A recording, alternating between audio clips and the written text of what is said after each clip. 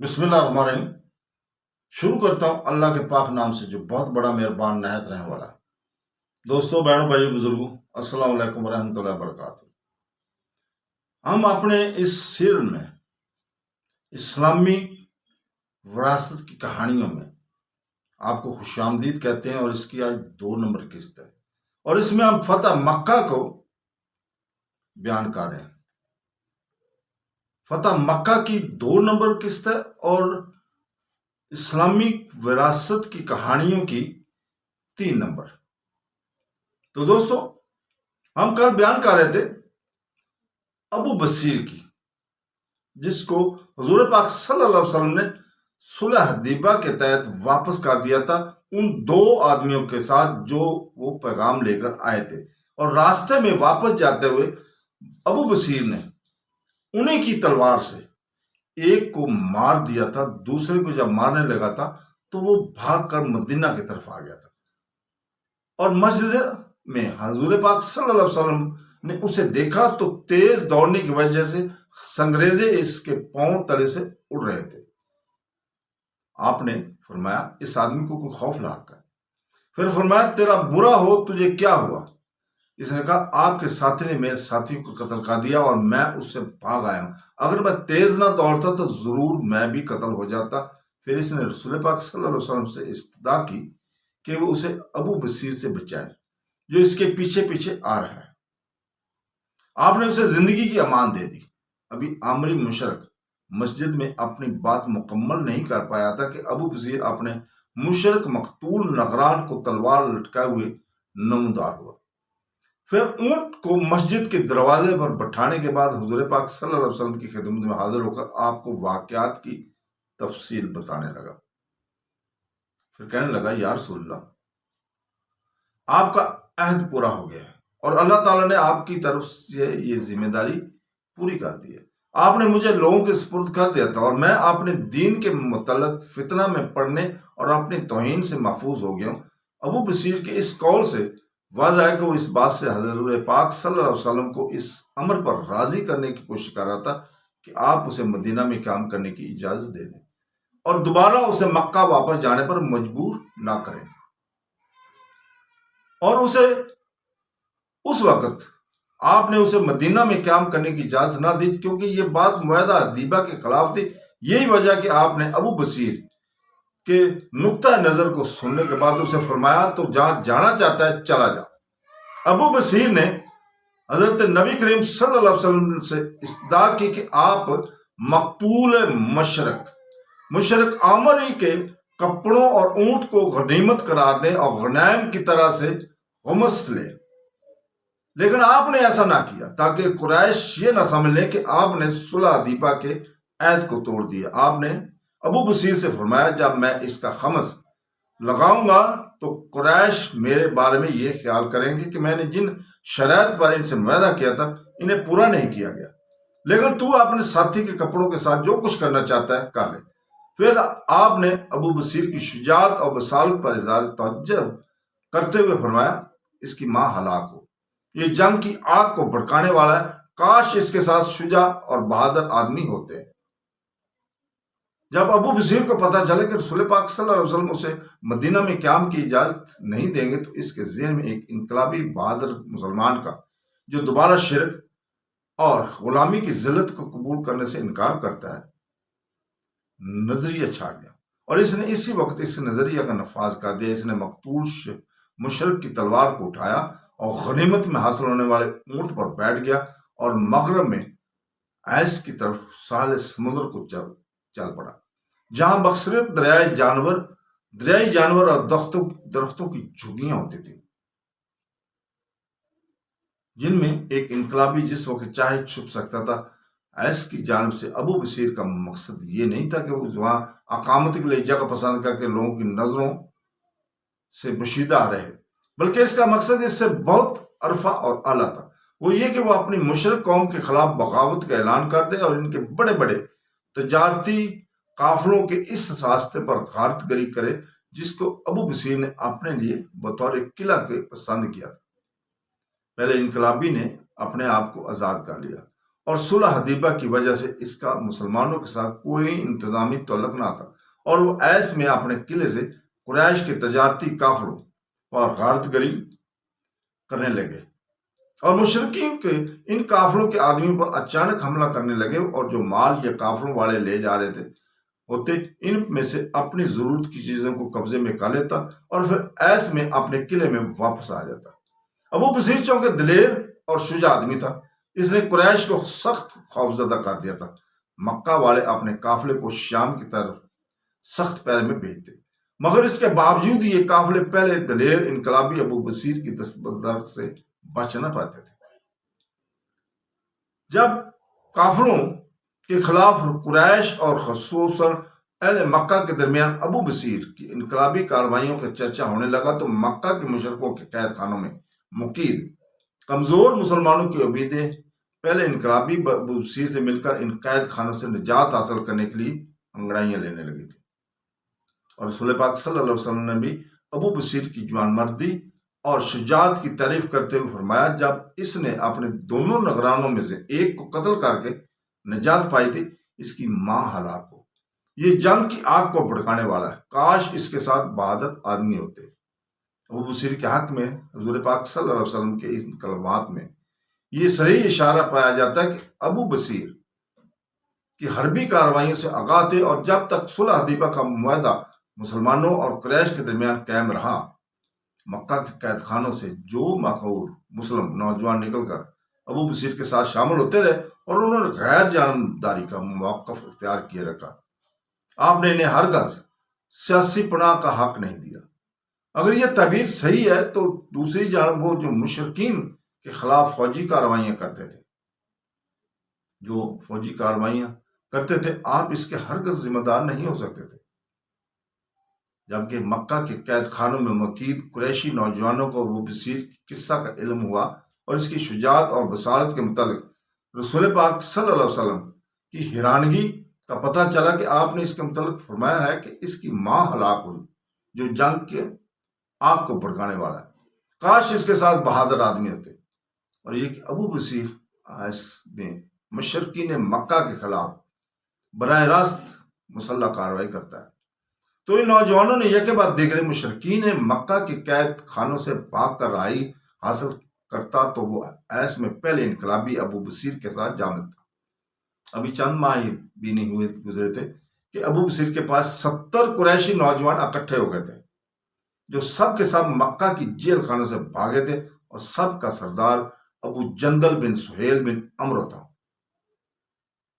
S کے قریشی انقلابیوں میں غفار، جہنیہ اور دیر قبائل سے لوگ آ ملے، یہاں تک کہ ان کی تعداد 300 تک پہنچ گئی۔ ان سب نے ایس کی پناہ گاہ کو اپنا مرکز بنا لیا۔ باوجود کہ ان کا دین اسلام تھا، مگر رسول پاک صلی اللہ علیہ وسلم کے ساتھ ان کی انتظامی تعلقات نہ تھے۔ جب ایس کے انقلابیوں کی تعداد 300 جان بازوں تک پہنچ گئی تو انہوں نے اپنا معاملہ پہلے انقلابی ابو بصیر کے سپرد کر دیا، اور اسے اپنا عمومی قائد منتخب کر لیا، اور اس کے حکم کے مطابق عمل پیرا ہونے لگے، اور ابو بصیر نے یہ ذمہ داری قبول کر لی، اور مشرک قریشیوں کے خلاف انقلاب کی قیادت کے لیے ابو جندل بن سہیل بن عمرو کو اپنا نائب مقرر کر دیا۔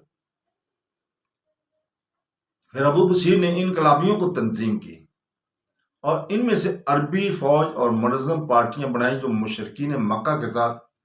جماعتوں کی طرح مسلسل جنگ جاری رکھیں۔ لہٰذا یہ پارٹیاں مسلسل مکہ سے شام جانے والے اور وہاں سے مکہ واپس آنے والے قافلوں کی نگرانی کرتی رہتی تھی۔ ایس کے انقلابیوں نے مکہ اور شام کے راستوں کے درمیانی اپنی نگرانی کو مضبوط کر لیا۔ مشرکین قریش میں سے جو بھی ان کے پاس سے گزرتا وہ اسے قتل کر دیتے، اور قریش کا جو قافلہ ان کے پاس سے گزرتا اس پر وہ قبضہ کر لیتے، یہاں تک کہ قریش کی تجارت کو، جو ان کی غربت زدہ زندگی کا ستون تھی، تباہ کن ضرب لگی، جس سے مکہ کی اقتصادی حالت خراب ہوتی گئی اور غذائی ذخائر میں کمی واقع ہونے لگی، یہاں تک کہ بھوک کے سائے اہل مکہ کو ڈرانے لگے۔ تجارت کے لیے کیے ہوئے ان کے اکثر اموال ایس کے مسلمانوں اور انقلابیوں کے ہاتھوں لگ گئے، جن کی قیادت وہ مکہ سے کر رہے تھے، جن کی انہوں نے قید کیا تھا اور اسلام کی اتباع وجہ اذیتیں دی تھیں۔ ایس کے انقلابیوں کے مقابل قریشی قافلوں پر غارت گری کرنے والے ان انقلابیوں کے مقابل مدینہ نے مکمل غیر جانبداری کا موقف اختیار کیا۔ رسول پاک صلی اللہ علیہ وسلم نے صلح حدیبہ کی پابندی میں اس بات کا التزام کیا کہ وہ مدینہ میں کسی قریشی کو اس کے اہل کی اجازت کے بغیر پناہ نہیں دیں گے، خواہ وہ آدمی مسلمان ہی ہو۔ آپ نے ابو بصیر کو قریش کی طرف واپس لوٹا کر اور اسے 2 عامری نگرانوں کو سپرد کر کے اس شرط کی پوری پابندی کی جس کا ہم پہلے بیان کر چکے، یہاں تک کہ ابو بصیر اپنے نگرانوں سے بھاگ آیا اور ایک کو مدینہ سے باہر ہی قتل کر کے واپس آیا تو آپ نے اسے مدینہ میں قیام کی اجازت نہیں دی تھی، کیونکہ ایسا کرنا معاہدہ حدیبہ کی روح سے منافی تھا اور رسول پاک صلی اللہ علیہ وسلم کے لیے ممکن ہی نہیں تھا کہ ان سے کوئی ایسا عمل سرزد ہو جو اس کو توڑ دے۔ اسی طرح رسول پاک صلی اللہ علیہ وسلم فوجی کارروائیوں بھی ذمہ دار نہیں تھے جو خود قریشی مسلمان یا ان کے سوا دوسرے لوگ کر رہے تھے، جنہوں نے ہجرت کی تھی اور انہوں نے مدینہ کو اپنا گھر بنایا تھا اور وہ نبی کریم صلی اللہ علیہ وسلم کے اصحاب بن گئے تھے اور عہد دیا تھا کہ اگر وہ قریشی جو مشرکوں کے اہل میں سے ان کے خلاف انقلاب کے لیڈر بنے ہوئے تھے، رسول پاک صلی اللہ علیہ وسلم ان کے حربی کارروائیوں کے ذمہ دار نہیں تھے، وہ اپنے اہل کے خلاف کر رہے تھے۔ ایس کے مسلمان انقلابی ابو بصیر اور اس کے نائب ابو جندل کی قیادت میں خود ہی اپنے آلات کا انتظام کرتے۔ ان کا مدینہ کے ساتھ صلح حدیبہ کی وجہ سے کوئی انتظامی تعلق نہ تھا۔ اس معاہدہ صلح کی پابندی مشرکین کی طرح مسلمان بھی کرتے تھے، اور وہ یہ کہ طرفین میں سے کوئی بھی دوسرے کے خلاف 10 سال تک کسی حربے کی کارروائی کی وجہ سے جو قریش کی خلاف کر رہے تھے، حضرت نبی کریم صلی اللہ علیہ وسلم کے ساتھ تعلق پیدا کرنے یا ان اموال کے متعلق جو وہ غنیمت کے طور پر حاصل کرتے تھے کبھی سوچا بھی نہیں تھا۔ خصوصاً اپنے انقلابی ابو بصیر کو رسول پاک صلی اللہ علیہ وسلم نے بتایا کہ آپ کا عامری مقتول کے کپڑوں اور اس کے اونٹ کو غنیمت قرار دے کر اس کا خمس لگانا معاہدہ صلح حدیبہ کے خلاف ورزی کرنا ہے۔ یہی وجہ کہ آپ نے اس کی بات کو قبول نہیں کیا تھا۔ ہمارے لیے یہ کہنا ممکن نہیں یا ممکن ہے کہ ایس کے انقلابیوں نے اپنے لیے ایک ایسی حکومت بنائی جو آزاد حکومت کی مشابہ تھی، جس کی فوج کے 300 آدمی ان کے قبیلے سے تعلق رکھتے تھے۔ انہوں نے قریشیوں کی نیندیں حرام کر دی تھی اور انہیں خطرناک مالی اور جانی نقصان پہنچا کر ان کے تجارتی تحریک کو شل کر کے رکھ دیا تھا، اور اس کے ساتھ ساتھ وہ رسول کریم صلی اللہ علیہ وسلم کی مدنی حکومت سے بھی کامل دوستی رکھتے تھے۔ تو ہم بات کر رہے تھے کہ انہوں نے مکہ کے قریشیوں کی نیندیں حرام کر دی اور انہیں خطرناک مالی اور جانی نقصان پہنچا کر ان کے تجارتی تحریک کو شل کر کے رکھ دیا تھا۔ اس کے ساتھ ساتھ وہ رسول پاک صلی اللہ علیہ وسلم کے مدنی حکومت سے بھی کامل دوستی رکھتے تھے۔ مدینہ نے بھی حکومت کی تدبیر کے بغیر فوجی اور سیاسی طور پر ایس کے انقلابیوں کی سرگرمیوں سے استفادہ کیا، کیونکہ وہ ان انقلابیوں سے حقیقتاً ارتباط رکھتے تھے، اور فی الواقع وہ انقلابی جب نبی کریم صلی اللہ علیہ وسلم کفار مکہ سے وہ عہد پورا کر رہے تھے جسے آپ نے حدیبہ میں ان کے ساتھ پختہ کیا تھا، مدینہ میں آئے اور پناہ حاصل کیے بغیر مسلمان ہی مشمار ہوتے تھے، مکہ کے قریشی چھوڑی بے انتہا نقصان اٹھا چکے تھے، اور خطرناک مالی اور جانی نقصانات کے بعد اس کی گھبراہٹ میں بہت اضافہ ہو چکا تھا۔ حدیبہ کی تاریخ صلح کے مقدمات اور اس صلح نے جو مسلسل عناد اور ناراضگی پیدا کی، جس کا اظہار مذاکرات میں قریشی جانب سے ہوا، اس کی طرف اور اس صلح کی شرائط کی طرف رجوع کرتے ہوئے، جس کی پختگی کو تکمیل ہجرت کی 5ویں سال مسلمانوں اور مشرکین قریش کے درمیان ہوئی تھی، ہم قریش کو ایک شرط کے لکھانے پر مصر پاتے ہیں۔ انہوں نے اس شرط کو اپنی فتح خیال کیا اور مسلمانوں نے حضور پاک صلی اللہ علیہ وسلم کی اس شرط کے قبول کرنے کو اپنی عزت کے خلاف خیال کیا تھا، جس کی وجہ سے وہ بہت محروم ہوئے اور انہوں نے صلح کے متعلق شدید معاوضہ کیا۔ حضور پاک صلی اللہ علیہ وسلم نے اس کے برعکس اس شرط کو قبول کر لیا، جس کی وجہ سے مسلمانوں پر یہ پابندی لازم آتی تھی، اور اگر کوئی قریشی ان کے پاس مدینہ میں آئے تو وہ نہ اسے قبول کرے اور نہ اسے پناہ دیں اور اسے مشرک اہل کی طرف لوٹا دیں، خواہ وہ مسلمان ہو کر ہی آیا ہو۔ اس بنیاد اور اس فکرہ کی باوجود حضور پاک صلی اللہ علیہ وسلم نے ابو بصیر کو، اور جب وہ مکہ کے شرک کے قید خانوں سے بھاگ کر مسلمان ہو کر مدینہ آیا تھا، تو آپ نے اسے وہاں قیام کی اجازت نہیں دی تھی، بلکہ جب قریش نے اس کی تلاش میں آدمی بھیجے تو آپ نے اسے واپس کر دیا، مگر اس نے اپنے ایک نگران کو قتل کر دیا، جیسا کہ ہم پہلے بیان کر چکے ہیں۔ پھر جب دوبارہ رسول پاک صلی اللہ علیہ وسلم نے اسے مدینہ میں پناہ دینے سے انکار کیا تو وہ اپنے مشرک اہل کے خلاف ایس میں ایک انقلابی بن گیا، اور مکہ کے قید خانوں میں جو کمزور مسلمان قید تھے وہ اس کے ساتھ مل گئے، اور اس موقع پر قریش کے لیڈروں کو سمجھ آئی کہ یہ شرط ان کے جہلی تکبر اور عناد نے لکھوائی تھی، اور انہوں نے اس صلح حدیبہ کی شرائط کے ضمن میں داخل کر دیا تھا۔ اس شرط نے ان کو ناخوشگوار عواقب سے دوچار کیا۔ حضور پاک صلی اللہ علیہ وسلم کا اس شرط کی پابندی کرنا اور اس کی تنفیذ کرنا مشرکین مکہ کے خلاف مسلح انقلاب کی آگ کو بہل لانے کا سبب بن گیا، جسے ایس میں خود قریش کے مسلمان نوجوان برپا کیے ہوئے تھے، اور جن لوگوں کے رسول پاک صلی اللہ علیہ وسلم نے مدینہ میں پناہ دینے سے انکار کیا اور اعلان کر دیا کہ قریش میں سے جو شخص ان کے پاس آئے گا وہ اسے اس شرط پر عمل کرتے ہوئے واپس کر دیں گے جسے قریش نے حدیبہ میں لکھایا تھا۔ تو دوستو، آپ نے اسے قبول کیا تھا، تو مکہ کے قید خانوں سے بھاگنے کے بعد یہ کمزور مسلمان مجبور ہوئے کہ وہ کسی ایسی جگہ میں پناہ لیں جو انہیں دوبارہ ان مشرکین کے تسلط میں آنے سے بچائے جنہوں نے انہیں اذیتیں دی تھیں اور دین اسلام کے اتباع کرنے اور بت پرستی چھوڑنے کی وجہ سے ان کی آنت کی تھی۔ جب مشرکین مکہ کے خلاف ایس کے انقلابی کی کاروائیاں بڑھ گئیں تو مکہ کی پارلیمنٹ نے ایک اجلاس منعقد کیا، ایک اجلاس بلا لیا، جس میں اس کمزور پوزیشن کا مطالعہ کیا گیا جس سے ان کے خلاف ایس کا انقلاب برپا ہوا تھا۔ وہاں انہوں نے اس بحث و مشاورت میں اس مسلح انقلاب کو مشکل کو بھی حل کرنے کی کوشش کی، مگر تمام راہیں مسدور پائی۔ یہ انقلاب رسول پاک صلی اللہ علیہ وسلم کی حکومت کے دائرہ میں نہ آتا تھا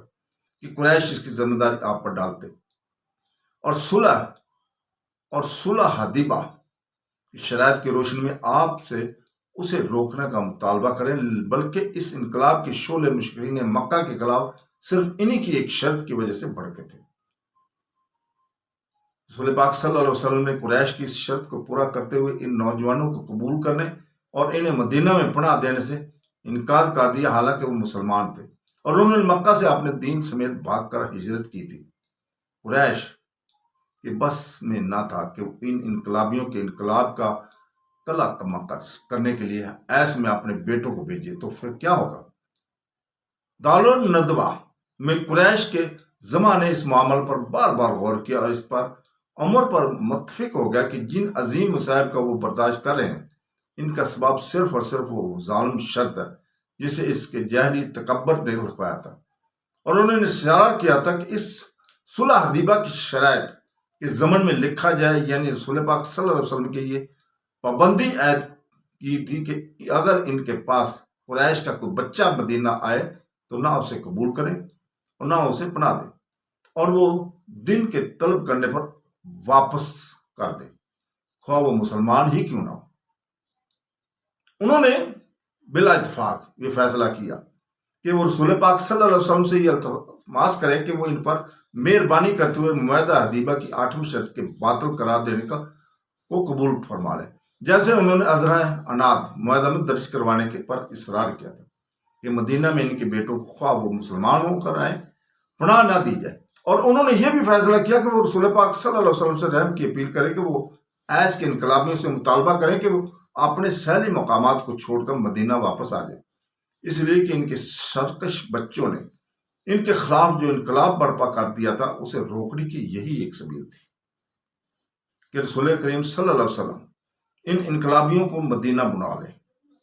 مکہ کی پارلیمنٹ کے فیصلے کے مطابق قریشی قبائل کے زمانے اس امر پر اتفاق کیا تھا کہ وہ ایک خط لکھیں اور اپنے میں سے ایک بڑے آدمی کو وہ خط دے کر مدینہ بھجوائیں تاکہ وہ اسے رسول پاک صلی اللہ علیہ وسلم کے پاس پہنچا دے۔ یہ نمائندگی ابو سفیان بن حرب نے کی، وہ قریش کی اس خط کو لے کر مدینہ گیا جو اس امید پر تھا کہ رسول پاک صلی اللہ علیہ وسلم ایس کے انقلابیوں کو مدینہ بلا لیں اور وہ اپنے سہیلی مقامات کو چھوڑ دیں۔ اس خطہ میں یہ بات بھی درج تھی،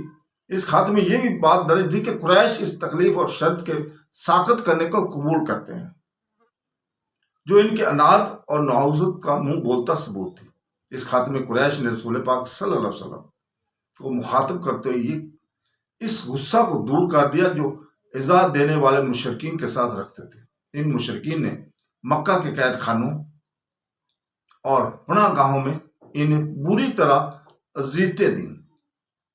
کہ انہوں نے شرک پر توحید کو فضیلت دی تھی، اور اسی طرح مشرکین مکہ نے اپنے جبر و تشدد کے پھل مصیبت کی صورت میں چنے، اور صابر اور مومنوں نے اپنے صبر اور احتساب کا پھل دنیاوی عزت اور اخروی فلاح کی صورت میں چنا، اور یہ پھل انہیں اللہ تعالیٰ کے فضل پر پھر حضور پاک صلی اللہ علیہ وسلم کے امر اور اطاعت اور پاک و صاف عقیدہ توحید کی حفاظت کے لیے مصائب پر صبر کرنے کے نتیجہ میں ملا تھا۔ فتح مکہ سے قبل اور اس تاریخ میں جس کی ہم حد بندی نہیں کر سکتے، لیکن صلح حدیبیہ کے بعد اور فتح مکہ سے قبل حضور پاک صلی اللہ علیہ وسلم کو اللہ تعالیٰ کی طرف سے یہ قانون نازل ہوا کہ مسلمان عورت اور اس کے کافر خاوند کے درمیان تفریق کر دی جائے، اور یہ حکم بھی نازل ہوا کہ مسلمان عورت اور کافر مرد کے درمیان خواہ وہ کسی بھی خاندان سے تعلق رکھتا اور نکاح کو حرام قرار دے دیا گیا۔ اس ہجرت کی وجہ یہ ہوئی کہ ام کلثوم بنت عقبہ بن ابی معیط مکہ میں مسلمان ہوگی۔ ام کلثوم بنت عقبہ بن ابی معیط اموی تھی۔ ان کی ماں عربی بنت قریظ ابن زما بن حبیب بن عبد شمس تھی۔ یہ حضرت عثمان رضی اللہ تعالیٰ کی ماں جائی بہن تھی اور مومن عورتوں میں سے بڑی شریف اور راسخ ایمان اور ثابت الاسلام تھی، اور یہ بات ہے کہ اس کا باپ رسائے کفر میں سے تھا۔ جو لوگ ہجرت سے قبل ازمائش کے دنوں میں رسول پاک صلی اللہ علیہ وسلم کو حد سے بڑھ کر اذیتیں دیا کرتے تھے، ان میں وہ شامل تھا ام کلثوم کا باپ، اور اس نے حضرت نبی کریم صلی اللہ علیہ وسلم کی مدینہ کی طرف ہجرت کرنے سے قبل آپ کی بیعت کر لی تھی۔ وہ بڑی صاحب کمال عورت تھی۔ اس کے برعکس اس کا باپ قتل ہونے تک کفر کے سرداروں میں سے تھا۔ جب رسول پاک صلی اللہ علیہ وسلم نے صلح حدیبیہ کا معاہدہ کیا اور اس صلح کے بعد قریش کی جانب سے امن ہوا، تو اس ام کلثوم نے مکہ سے مدینہ کی طرف ہجرت کی۔ صلح حدیبیہ کے بعد ہجرت کرنے والی یہ پہلی عورت ہے، اور ام کلثوم حضرت عثمان بن عفان کی ماں جائی بہن ہے۔ یہ نوجوان سالہ عورت تو صرف ایک انگلی ہے جو زخمی ہوئی ہے، اور